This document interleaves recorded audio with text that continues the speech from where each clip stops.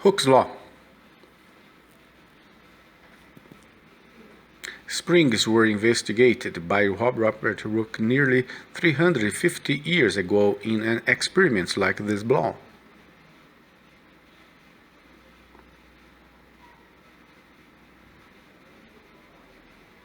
He found that the extension was proportional to the stretching force provided the spring was not permanently stretched.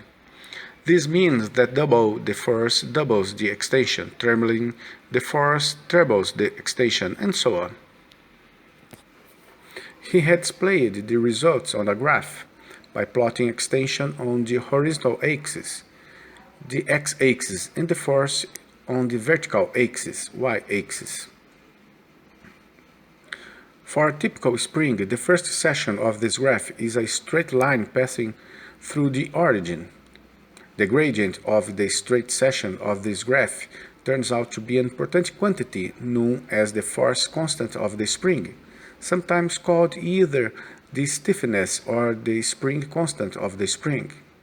The force constant K of the spring is given by the equation.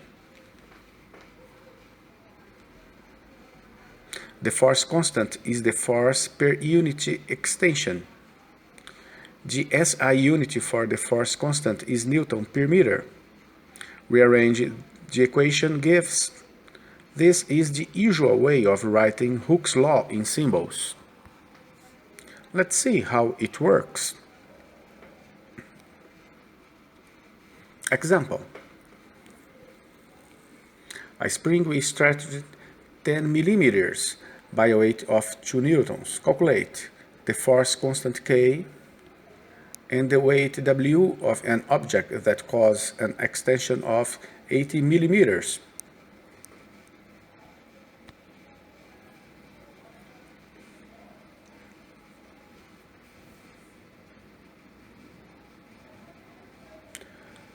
We have the extension.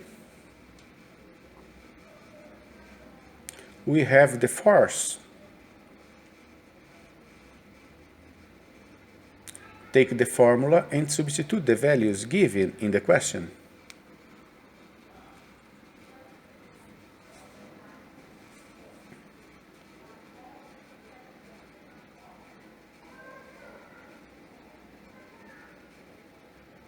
The force constant K is 200 newtons per meters.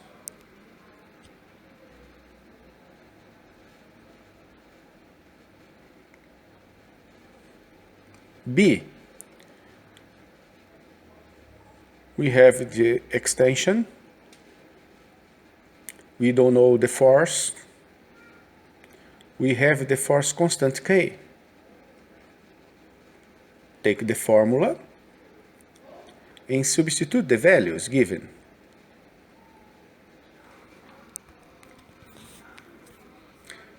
It's easy, isn't it?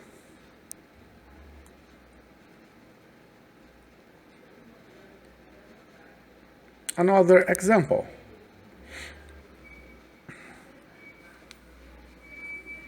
The spring in figure below from 10 centimeters to 22 centimeters when a force of 4 newtons is applied. Calculate the force constant K and the total length in centimeters when a force of 6 newtons is applied.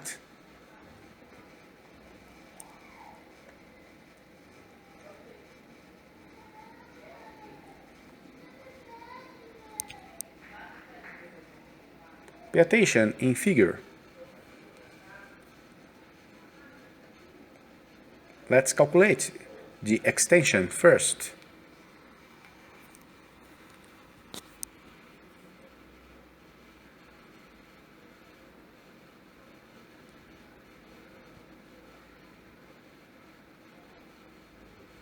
Now we will make the same as we did before.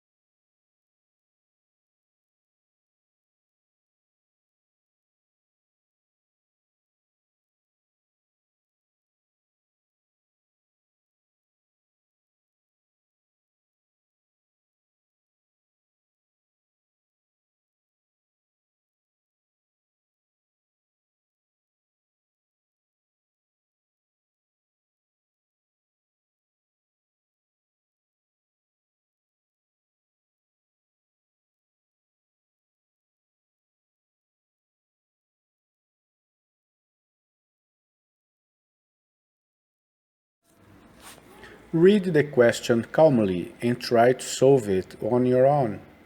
Then see the solution.